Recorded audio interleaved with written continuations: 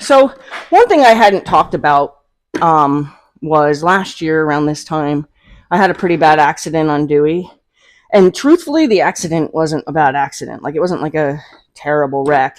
Yeah, it was loud because I crashed into a corral panel, and I do have it on video. So people are like, oh, it was hard to watch. Plus, it looked like I got knocked out, but I got up right away. Um, that wasn't a terrifying experience in itself, but what happened was it brought up PTSD experience or trauma from an accident I had on a runaway horse in 1984 that left me being told that I had a 2% chance of ever walking again. And if I did walk, it would be with such a severe limp I would need a cane. And even in the hospital, my last rites had been read to me because I fell in an arena, which in an open, almost completely severed leg, it, got dirty. So infection shot up my leg and there was concern.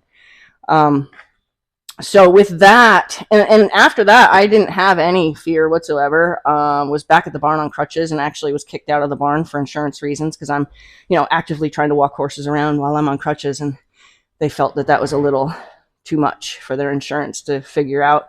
So they kicked me out, but then continued to ride after that. But what I haven't talked about, being that I'm a colt starter, is that it got my nerve, my accident on Dewey. And it really shook my confidence because it brought back the memories of that runaway ride, not the runaway ride I took on Dewey. I can stand here and say it was completely my fault. I was using equipment that I shouldn't have been using on a horse that I'm asking to trot for the very first time. I didn't take into consideration how the head stall I was using really was not going to be as effective as a rope halter. Therefore, I had no correct contact to his nose. I wasn't going to be able to bring his nose around.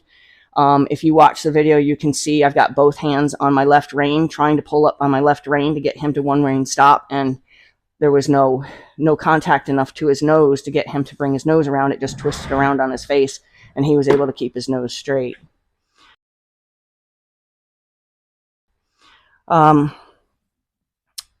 The mistake I made was asking for something when in my pre-trip evaluation. I even said to the camera, is he ready to trot today? And I said no. So if I was to say, is he ready to ride? I don't think so. He's a little confused at what I want from him. And I went against what I said I should have done. So even with all of those factors, 100%, like my fault, my horse wasn't ready, I had the wrong equipment, blah, blah, blah. The ride itself has brought up an experience from the past that, out of control, I didn't have any option but to bail out. And when I bailed out, I had to make a decision between bailing out at the barn, which had plenty of things I could have cut myself on, because my round pen uses part of my barn as a side, or at the fence panels, right? So I opted to bail out while we were running around for, the next lap, and I felt him grab another gear, so I knew we were going for a longer ride, not a shorter ride. He wasn't slowing down, he was speeding up. So when I bailed out, I didn't take into consideration that my leg could go through the corral panel and snap my leg.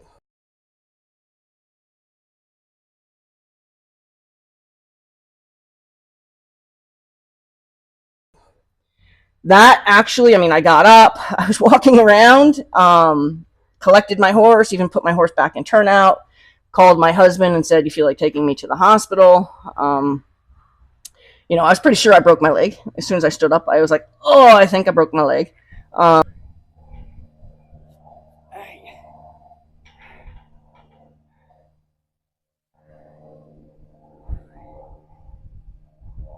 Okay.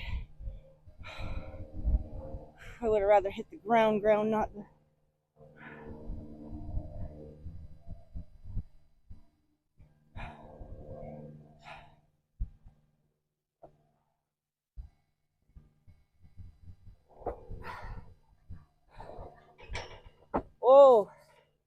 Something's popping there.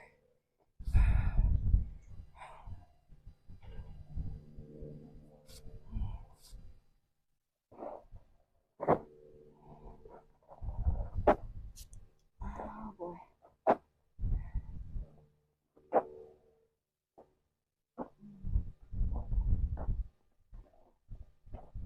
Hey, you hurt, Mommy. Yeah, you did. Crashed you right into the panels.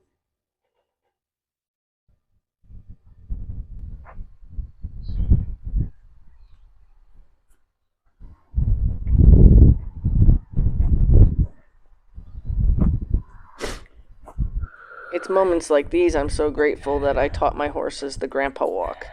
They match my pace.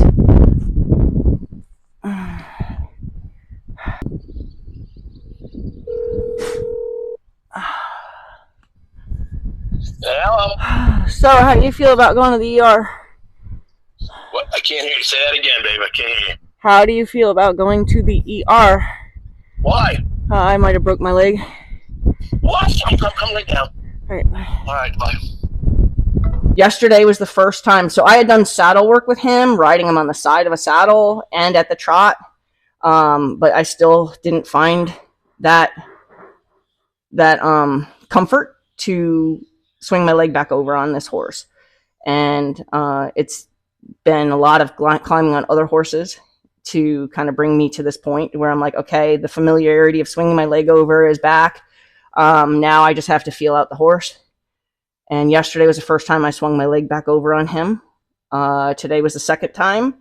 And honestly, he was a little like thinking about bolting twice on the ride in, but I had the right equipment on him and the communication got to his nose before he even more than entertained the thought. So proof in point that the right equipment on his nose would have made the difference in that other ride.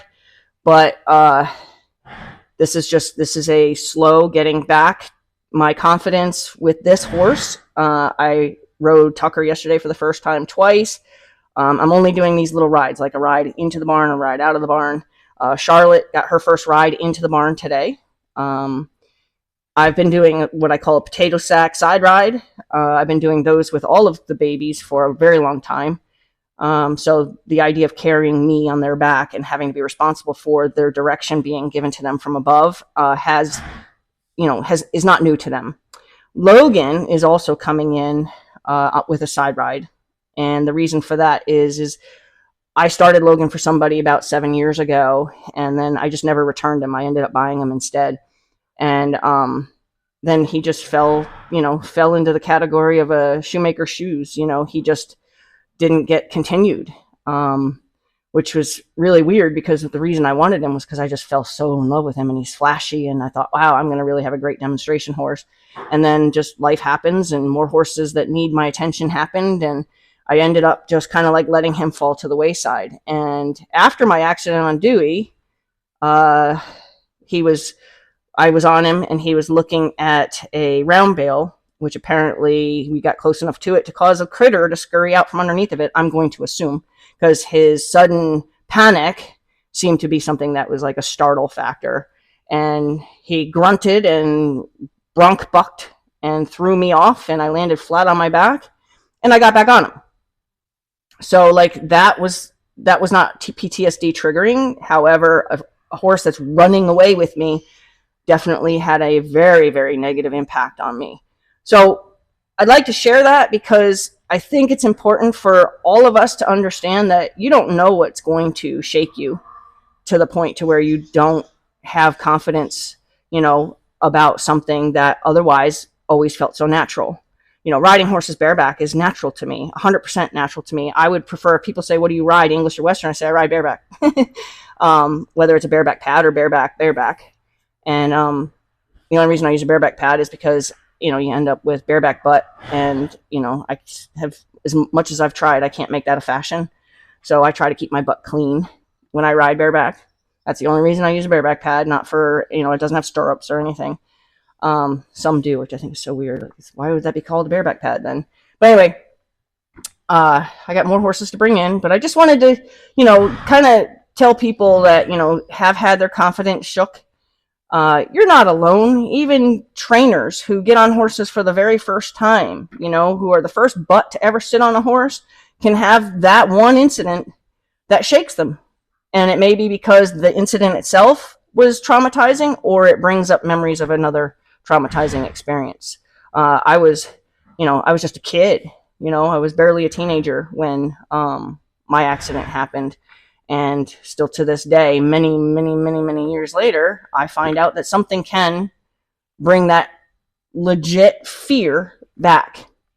That fear of being completely at the mercy of this horse is not stopping for me. I'm not able to stop this horse.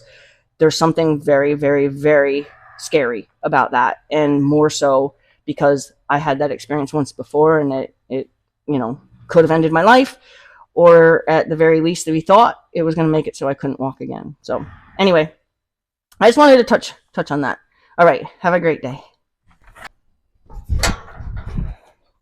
It's actually good that happened, because I didn't have my phone in like crawl to range. I like to keep a phone in crawl to range when I start new horses, because if you put it up on a ledge somewhere, you can't guarantee that you don't have a broken something that is going to make it so you can't get to that ledge and get to your phone. So I always put my phone in crawl to range. So I just put my phone just outside the arena on the ground, or like in there, in this case, in the brush box. No, Dewey.